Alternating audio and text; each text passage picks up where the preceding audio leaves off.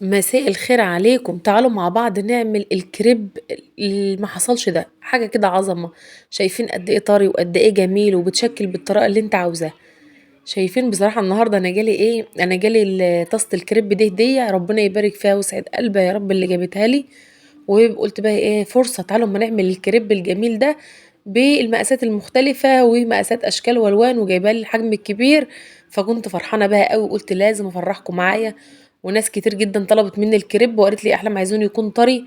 قولي لي على المكونات، تعالوا بقى مع بعض نسمي الله ونصلي على الحبيب ونشوف مكوناتنا مع بعض هتكون ايه. اللهم صل وسلم وزد وبارك على سيدنا محمد وعلى اله وصحبه وسلم اجمعين. شايفين اول حاجه ان دول الخلاط بتاعنا، حطينا كوبايتين من اللبن زيهم بالظبط كوبايتين من الدقيق، حطينا عليهم عدد 2 بيضة، حطينا عليهم معلقه سكر وربع معلقه ملح صغيره، وحطينا كمان معلقه خل و3 معالق من الزيت.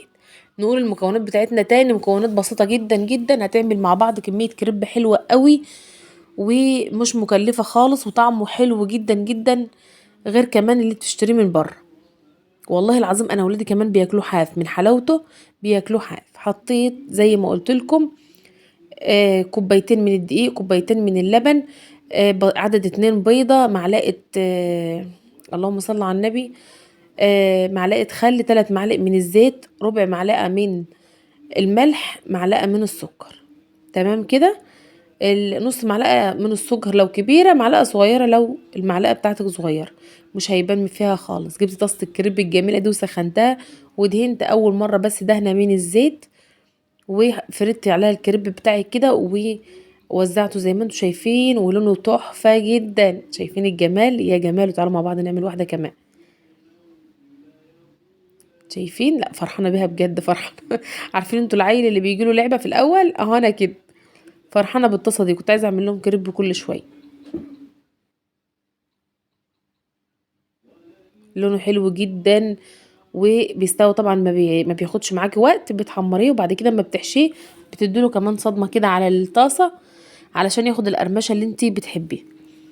حلو جدا، جربوه بنفس الطريقه. ممكن تبدلي الميه للناس اللي عايزه صيامي، ممكن ما تحطوش بيض، وممكن كمان تبدلي اللبن بالميه.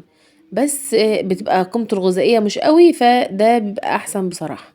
شايفين بقى الحجم الجميل ده؟ عملت لكم واحده بحجم الطاسه كلها.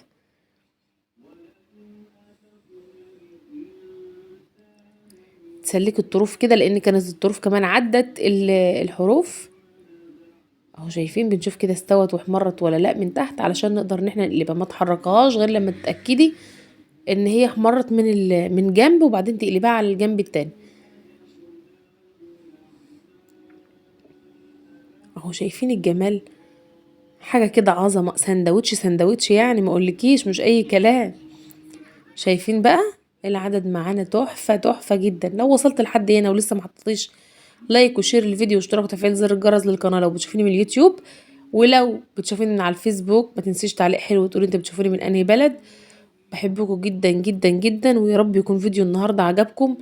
وجربيه وسيبي لي رايك في الكومنتات، ان شاء الله يعجبكم جميعا وما تقعدش تشتري من بره تاني زي ما قلت لك، وهتفرحي ولادك وتسعديهم وتحشي اي حشوه انت عاوزاه.